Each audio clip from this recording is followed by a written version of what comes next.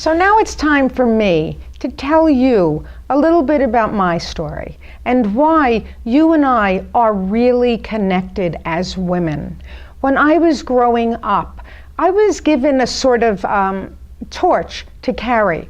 It was given to me by society, it was given to me by my parents, it was given to me by parents of friends, and that was to be the quiet one, the good girl, the good student, eventually the good mother, the good wife. And then I realized that all those things I did, not because they came from a place of love, but because I wanted to be loved. I wanted to change the environment that I was living in. And as we do as children, I thought that it was all about me. And if I became better, and if I was good at this, and if I listened, then I would be loved. And it didn't work. So what happened was I started going inward. I started getting depressed.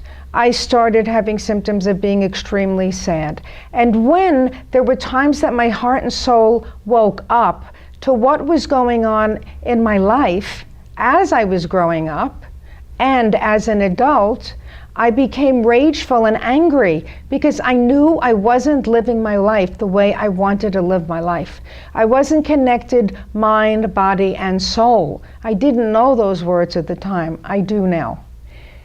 That is why it is so important for me to guide women on their journey to find their own truth, their own mind, and be connected to their heart, body, and soul.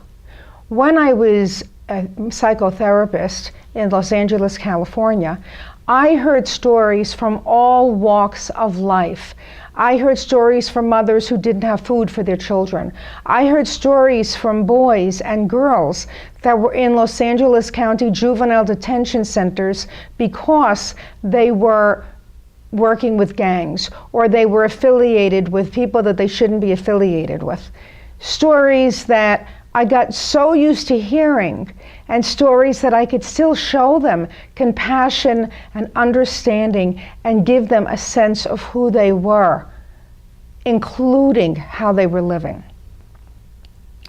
It is so important for me for you to reach your highest potential, for you to reach up and grab what is yours rightfully, for you to throw away the torch that you have all been holding and start illuminating your own soul and your own spirit and your own heart.